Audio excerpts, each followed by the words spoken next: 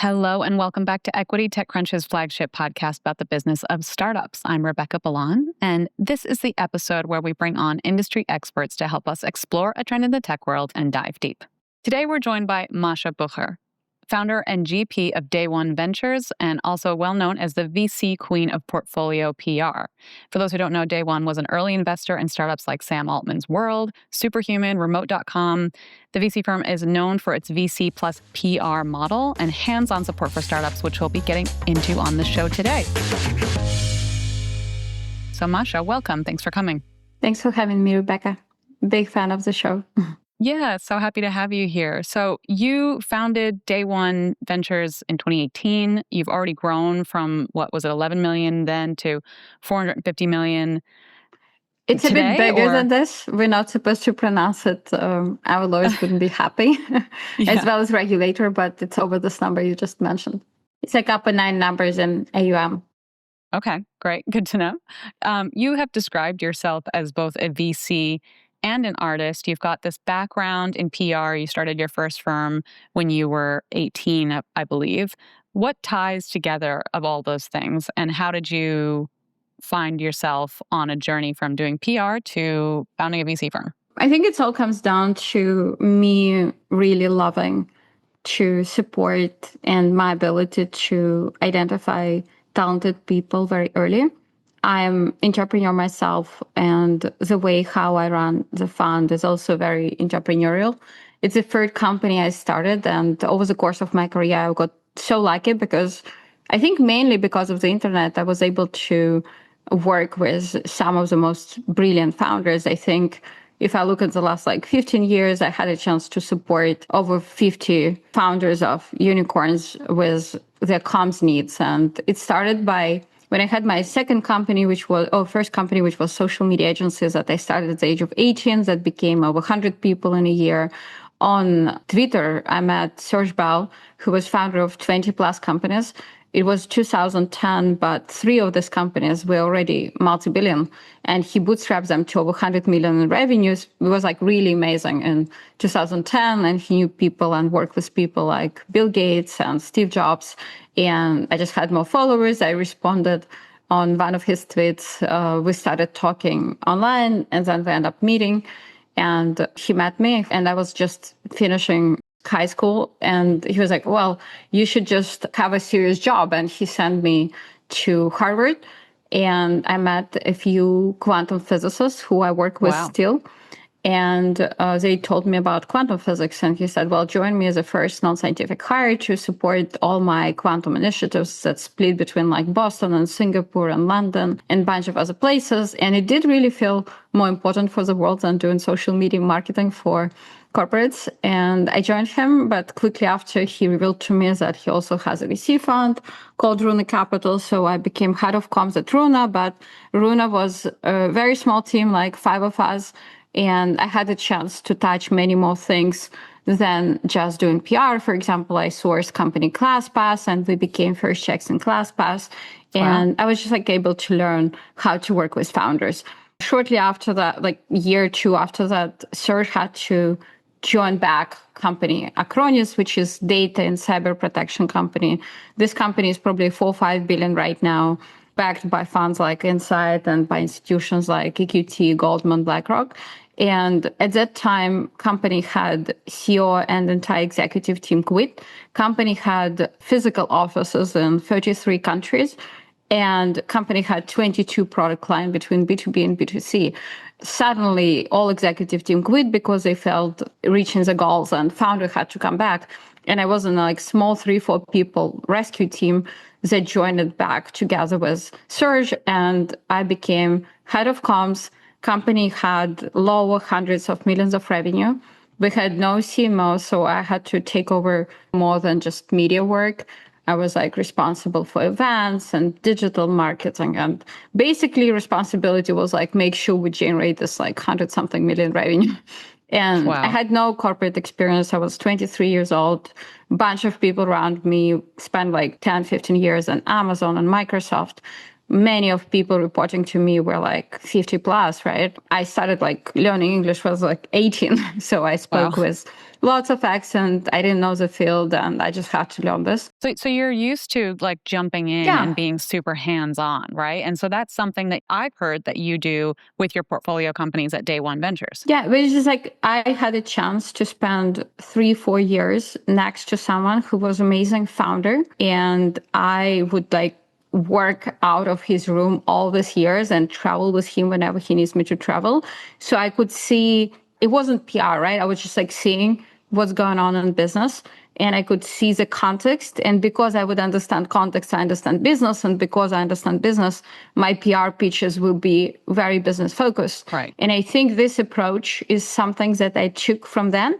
But then when I left this team, because I wasn't so interested in backup, to be honest, it's like very boring thing to do PR for. And I couldn't meet any founder who would be, it sounds like basic, like as smart and exciting as my boss. And I started consulting these companies, which in less than 3 years became 8 figures revenue. PR consultancy was a small team where we did select very small amount of clients, maybe like 13 3 years. And in this 3 years, many of these companies which we choose on seed or Series A stage, including House, Hotel Tonight, WeWork, Panda Dog, Get, TopTel, they became multi-billion companies. And that made me like, well, why do I charge them for PR? I would have made more money if I was investor in the same companies. But at the same time, I started seeing that the structure of PR services is just very misaligned. For example, you incentivize to have client on a contract basis, so you always like lean towards doing things slower because then they pay you every next month. But for startups, it's really important to move fast. Two, sometimes company doing amazing, but they don't have news. You probably know this. And then you try to squeeze news because it's your retainer client, but they just don't have news. So you don't want to lose client because signing with them again would be difficult, but you sit for months and you don't have anything to bring to reporters. So they either pay you for something that they just nothing is happening, but you have to keep them. And as a misaligned incentives, right? Then you take PR clients. Like now, as investor, I can look at data room, at the background. I can do full check because I'm committing to be in relationship with this founder for the next like decade. I could just see as much data as I want before introducing them to you. But as PR agent, you'd never see even a deck, right? Interesting. You don't see a deck as a PR agent.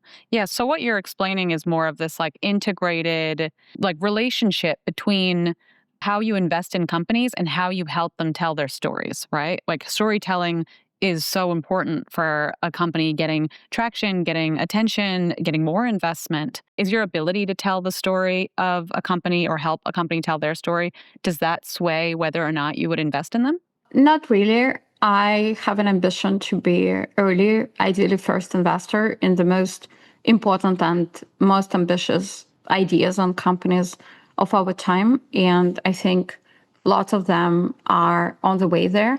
I do think that it does start with like you understanding the field, you understanding business and getting conviction of a business. And once you got this conviction and you proved it by investing in this company, you have a right to introduce it to reporters on the way that's much high integrity and just much more aligned.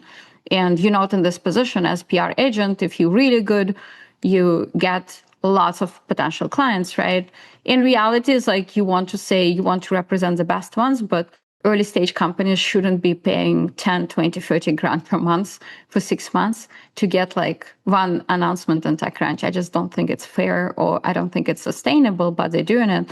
Then like PR people like bring something they didn't see background on. They didn't see, we see the code, we see everything, right? They basically bring you customers who they like, but also like whomever can pay money for the services.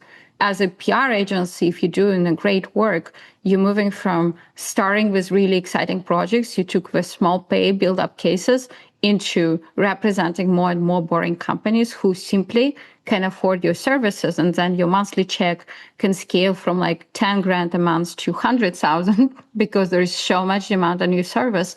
But then you find yourself in a zone when your business is thriving while you start representing simply whomever can pay you. And it might be good businesses, but it doesn't mean like it's a good story. But I do think when it comes to investing, I think there's like many ways to make money in VC. And I do think that my time on earth is limited. And I want to put every hour of my life something that will be changing the world based on the way I see the world. And I do think it's a big privilege to be able to support such projects. I think it's like not a surprise that for the last many years, tech founders are the ones that defining the future. It's not nonprofits, it's not politicians, right? It's like tech entrepreneurship is something that attracted most talented people of our time. And I want to keep enabling them to create this future. And kind of like over these years, just leaned more towards like, do I actually think it's a huge idea that will change how we live? That's an interesting thought. So you say that tech leaders are the ones shaping the future. I definitely agree with you there. Do you think that there is some responsibility for tech leaders to shape the future in a way that really takes into account what most of society needs? And to tack on to that, just like a sub question, when we talk about storytelling, and I want to talk a little bit more about this later, but so much of what I'm seeing on Twitter in terms of storytelling for tech companies is a lot of like sensationalist rage baiting, right? We've got like the Cluelies and the Friends. And I don't know if that kind of aligns with this, like we're building tech for a better tomorrow conversation or story. What do you think about it? I think every investor decides for themselves in what directions they want future to be changing. And you do have a variety of choices. And when I choose future, I want to see, I'm not only looking like, is it something that I want to see in the future? I'm also looking as like, do I think this person has ethics and moral values and strengths to keep their values in check as company scales, right? I always like think, is there like idea founder match? But I always want to say, okay, I invested in this company Valor, which is nuclear reactor company. And I can't think about better founder for company like that. But I also know that it's someone who I trust decisions on very important topics that's just literally like life and death for many people. And it's someone who I think will be strong and whose moral compass is trusted enough by me. So I do want them to build something big. And I don't think founders is even like fully realizing, but it's like some of the projections I'm making. You gave example of Cluely. I haven't backed Cluely and I wouldn't. I am proud that I've backed some of most innovative technologies, for example, in reproductive tech. I backed company Orchid, which is embryo selection technology that enables, at this point, thousands of families to have healthiest kids possible. I backed company Loyal, which is longevity for dogs. I did back company Superpowers that makes health accessible for everyone and super app for your health. I did back company Able, which is AI for police software. So AI optimized report writing, and as a result of it, we would have more of the time when police can spend protecting people on the street, right? So I do actually care a lot about what would be the impact, and I do care a lot. I have to believe that these people will keep really high moral bar as their companies succeed. So what kinds of questions are you asking founders to ascertain, whether they're kind of worth investing in, not just on the moral bar, but if they can, handle the pressure, if they can scale themselves, if they can, be a part of the storytelling engine? I honestly never have like a set of questions. I just like let them open up as much as I can. Studying humans is just my favorite thing to do. I've gone through so many interesting practices from Vipassana, and I've been doing psychoanalysis for the last 5 years, 7 times a week, which is a big investment. I do think it does help me looking at humans and human condition completely differently. Similar to me, I think founders, all great founders, is anomaly. And I think for them, creating company is their way to survive very unusual psychological condition they got locked into. Most of the exceptional founders I know wouldn't survive as humans if they were not creating this company. And for them, it's just a way to process reality. They do it not because it's interesting or they want to make money. They just wouldn't survive otherwise, right? And I think if you work with people like that, one, I'm refraining as much as I can from like finding common patterns, because I think they're just like all very different. And this strong signal for me when I see that, oh wow, this is a founder like no one I met before. This is like a strong signal for me to pay attention on. So I rather avoid looking like at particular patterns. I just try to see, well, is it very different from everything I've seen before, right? But at the same time, as you work with these companies in a sensitive early stage, I have understanding that it's a huge responsibility to be working with them. And I think communications is a main amazing door for everything else in the company. And you cannot draw a line between communications and dealing with just any issues that comes down to early stage company. It hasn't been like once when we start working on the first company announcement and company realizing they're like doing a pivot, right? And you have to like understand this responsibility and where your questions are heading. It's not like once when you start working on announcement and then you realize there is like huge disbalance between co-founders, and you end up finding yourself in a situation when founders deciding if they stay together or not. And you need to be trusted and wise and present and help them make such decisions. It's a real superpower that you are able to kind of do both, right? Like that you know the business enough because you're investing in it, that you're able to really tap into the storytelling and like what matters and why it matters. I think that's something like as a journalist that I struggle with a lot of PR people. They come to me and, they pitch me on something and it's clear that they don't have any understanding of what the industry is. Not all the time, but often enough. Or you ask them follow-up questions about the company or about the industry or about why it matters, and they don't actually know what to say. They just have to go back, to the founders or to the company and then come back to you, and it just slows things down. But for us, it's business driven by design, right? Because we often meet a founder and we don't even know what founder is doing, and we start with trying to understand market together with them, and then we have to gain conviction that this company is going to be winner in this market, right? So by that time we naturally already analyze market. So it's obvious that you come to report as informed, but you come informed not because you did like a huge prep for the interview. You come informed because that's a background work that we have to be doing as investment fund. But at the same time, risks that we're taking, we invest in every single company. We have 70 plus LPs.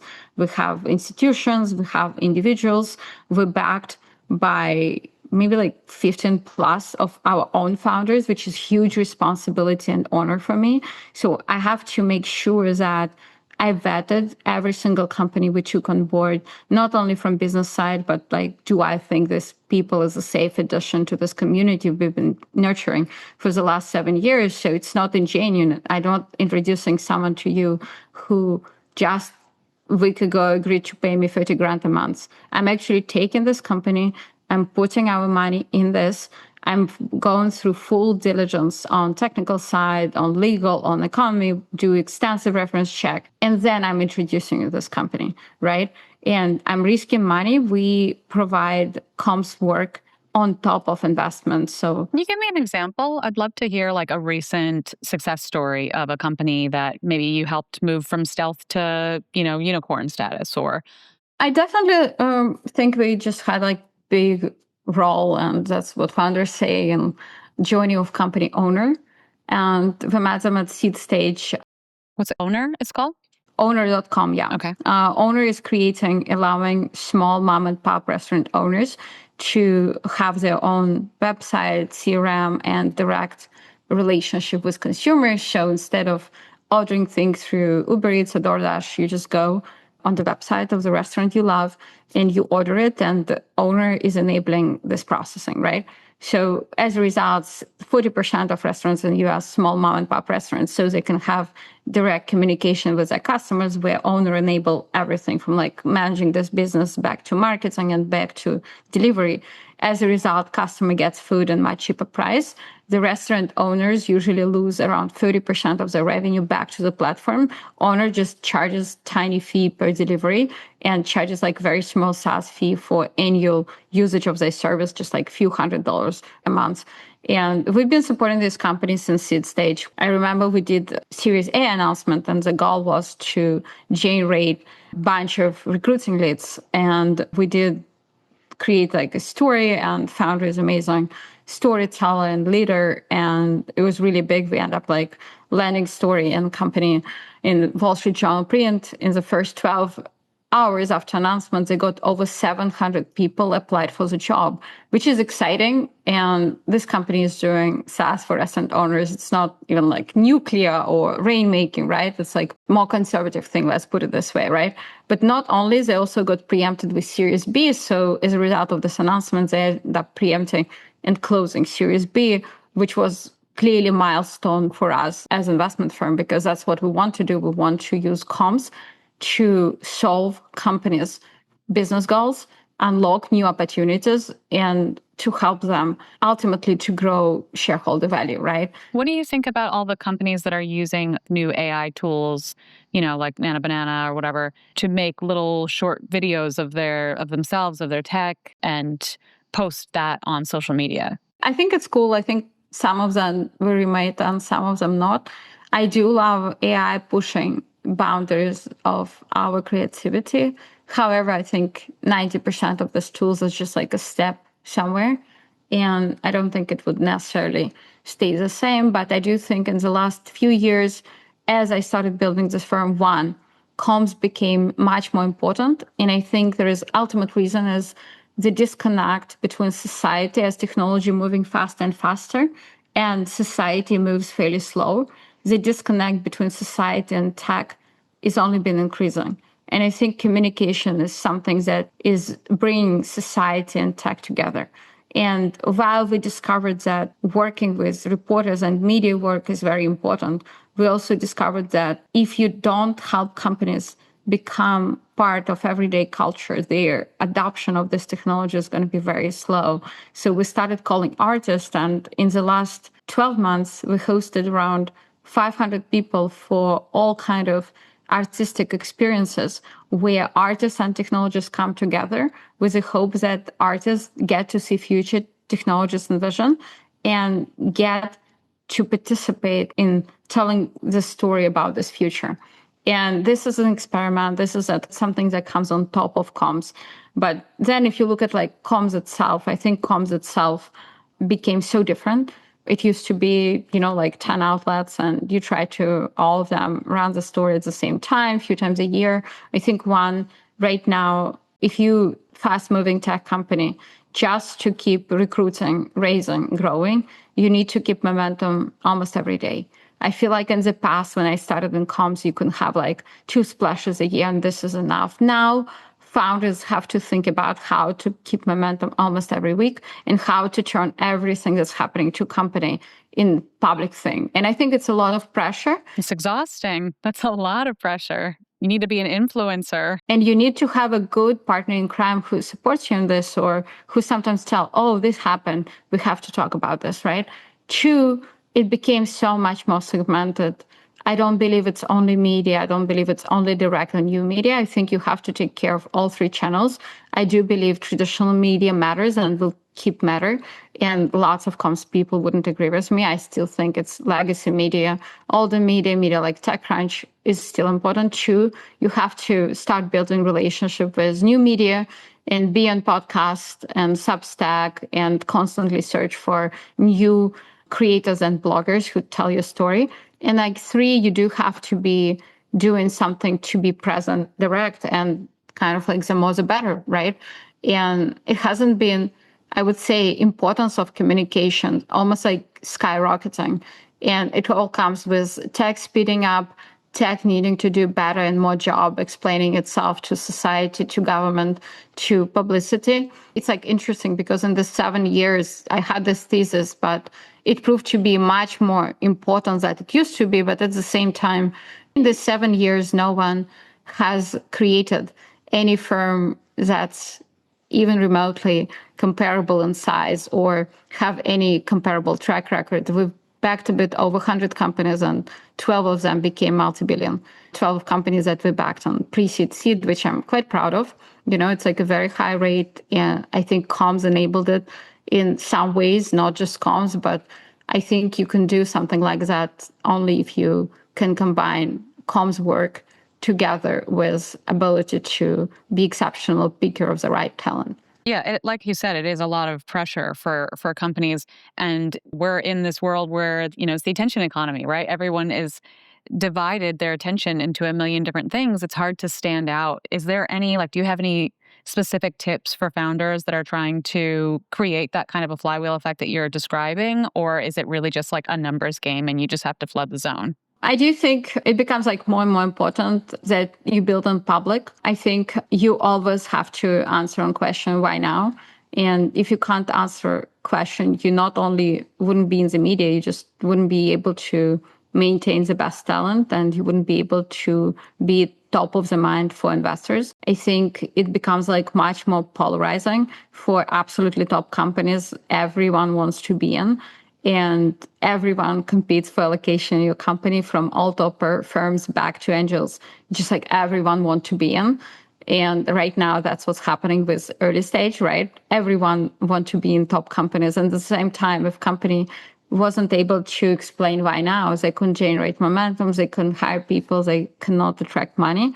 And it gets like much more polarizing. And that means like you have to take care about this in the beginning. And I think it's always like, what is the best way to get customers? The best way is just create your own community. And I think we're moving in the zone when almost every founder will have to have their online platform, and kind of like not only one, because I see that importance of having like X plus LinkedIn plus Instagram and just do it on the go is only been increasing. Yeah. And I think it's unavoidable. You have different personalities for each one, yeah?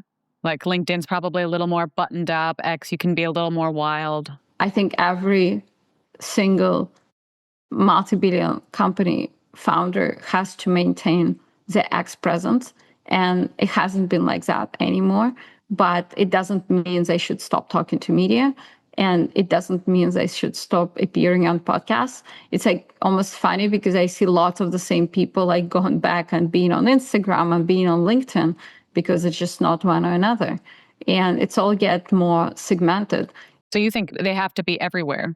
They can't just pick like a platform where they own it? They don't have to be, but I think over time it's less and less founders who don't have to have such need, right?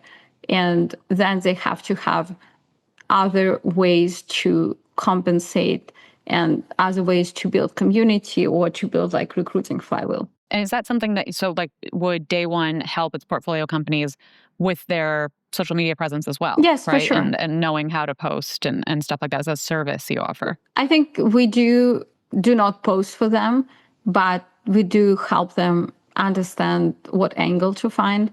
We do encourage it. We do support them, because it's not just you post and you have like 10 followers, like who would read it? I have like maybe like close to 100,000 people across different platforms. So I would just like support. And then we have community. When something actually very big happens, we just share it with the rest of founders. And then we also have great relationship with a bunch of known people on X and like bunch of people who has over 100,000 followers, public ones and anonymous. And we can just bump this content. So you just don't talk to the silence. But there is like some tips that founders can use. I love one of advices that I would just give to founders was like, whenever you feel emotion, just tweet it. I think sometimes this advice is just like lots of these people fairly like introverted. So you just like have to explain, well, just like feel free about it, or explain them, well, it's better if you tweet than not. And chances that you're going to tweet something wrong and everyone hates you is tiny. But at the same time, people wouldn't remember in a day, but it's more and more that every company is seen through personalities. And if you don't have a social presence, it might almost feel like you're hiding something. I wouldn't say it's like for all the industries, but for so many industries, the trust to your brand gets so directly associated to trust to you as a person. If I know you as a person, I trust your company more. And so many people make a choice between like Brax and Ramp, like based which founders are like more. Wow. Really? Oh my God. I feel like I'm in a Dave Eggers book. Okay, well, that's a great thing to end on. A tip for founders: get out there and be an influencer, I guess. Hey, Masha, thank you so much for joining us on the show. This was really enlightening. And we're really happy to have you. For our listeners, where can they find you if they want to interact with you online? Oh, they should just find Masha Bucher on Twitter. Just type and find me on X. I'm quite active there. That's the best way. Thanks for having me. And to our listeners, you can keep up with us on Equity Pod. Talk to you next time.